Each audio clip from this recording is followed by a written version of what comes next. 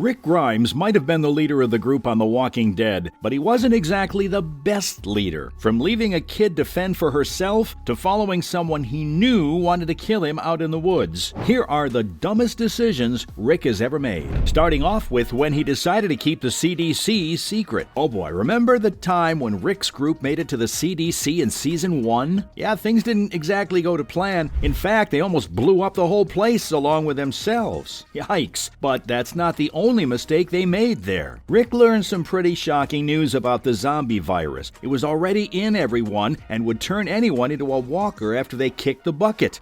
We're the ones who live. We're the ones who live. We are the ones who live. We're the ones who live. And yet instead of sharing this vital information with the group right away, he kept it a secret until the end of season 2. Not the smartest move, Rick. Listen to me, by keeping this secret, Rick put everyone's lives at risk. I'll help clear out his cell block. Didn't you hear him? There's only a little left. Bet you got more food than you got choices. How were they supposed to know the specifics of what they were dealing with? Talk about a controversial decision that turned into a downright dumb one. Come on, Rick, you're better than that. Now, this next decision still makes me mad whenever I think of it. I'm talking about the time Rick left Sophia, Carol's daughter, to fend for herself in the woods. Listen, Rick was a pretty good dad to Carl and Judith, but he definitely made some boneheaded moves when it came to kids. And the worst one? Leaving Carol's sweet little girl Sophia out in the woods all by herself.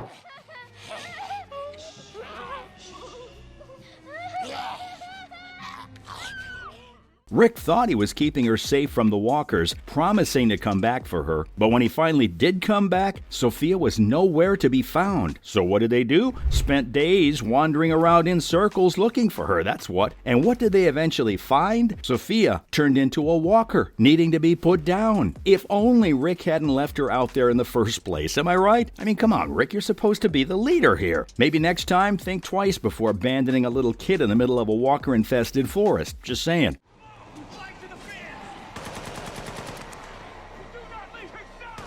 Moving on, this next decision of Rick's involves his psychotic ex-best friend, Shane. That is, Rick should never have followed him out into the woods all by himself when it was so obvious Shane wanted to kill him. Oh man, remember when Shane and Rick were BFFs in The Walking Dead? Yeah, it didn't last long. It all went downhill once Lori entered the picture and things got all love triangle-y. But that's not even the worst part. Rick figured out that Shane was planning to kill him under the guise of looking for Randall, the prisoner they had at the time. So what does Rick do? He lets things escalate until they finally come to blows. Come on, Rick, what were you thinking? You had the perfect opportunity to take Shane out without making a big scene, and if you had, the farm would have been safe and sound. Instead, Carl had to shoot Shane after he turned into a walker to save Rick's. Talk about a close call that could have been totally avoided if Rick had just acted sooner. We're the ones who live. Lesson learned? Don't let your best friend turn rival get the better of you, especially when the fate of the group is on the line. Speaking of trusting the wrong people, this reminds us of yet another dumb Rick decision, trusting the garbage people. Okay, so remember when Rick went to the scavengers to try to get them on his side against Negan? Yeah, it was a total head scratcher. These were the same folks who had already double-crossed him, but Rick thought he could still win them over. Cut pieces off of Daryl and put him on your doorstep. Or, better yet, I will bring him. Well, surprise, surprise, things didn't exactly go as planned. Jadis, the leader of the scavengers, ended up holding Rick captive, but even then, he kept trying to charm his way into their good graces. Like, seriously, Rick? These guys are known for being traitors, and they were easily the most cringeworthy group on the show. And you know what the kicker is? They didn't end up helping Rick at all. It was a total waste of time and a pretty dumb move on his part. Maybe it's time Rick learned that he shouldn't go back to the same people who've already betrayed him once. It's just not worth it.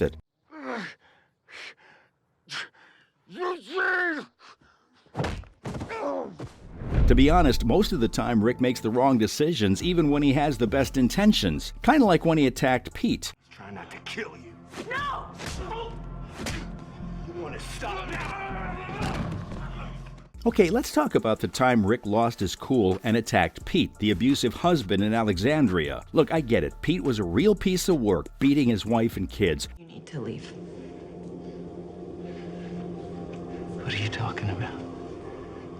Rick just wanted to let him know that he wouldn't stand for that kind of behavior in their safe haven. But here's the thing, the folks in Alexandria aren't exactly battle-hardened survivors like Rick's crew. They've been living inside this little bubble, sheltered from the horrors of the outside world. So when Rick went off on a rant about his group being the ones in charge of who lives and dies in Alexandria, it was a pretty bad introduction to the rest of the community. And let's not forget that he attacked the community doctor. That's not exactly the best way to build trust in relationships with your new neighbors.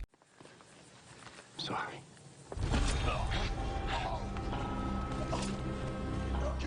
So yeah, while Rick's intentions may have been good, the way he went about it was definitely a dumb decision. Now, one of the worst decisions Rick ever made was making his group known to Negan. But what's worse is when he shot that final savior at the outpost without confirming if he was Negan.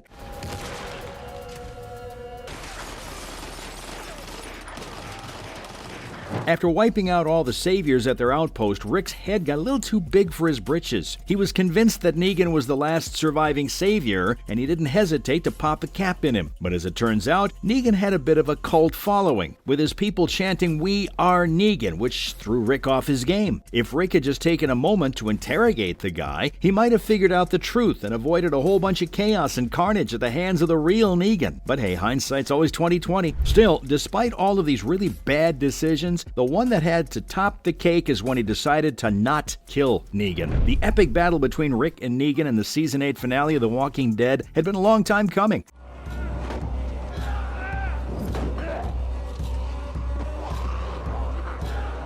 After all the devastation Negan had caused, from brutally murdering Abraham and Glenn, to taking Rick to an infestation of walkers, to even almost forcing him to chop off his own son's arm, every surviving member of the group was itching for revenge. Understandably. This is over.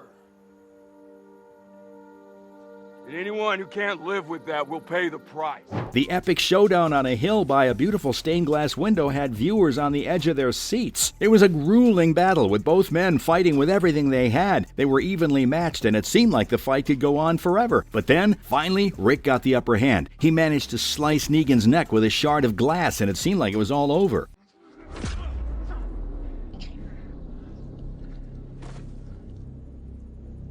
But after all that build-up, Rick decides to spare Negan's life for the sake of his late son, Carl. Like, okay, it was a sort of a noble gesture, but it was also a pretty dumb one, especially considering Negan's horrific track record of causing chaos and death.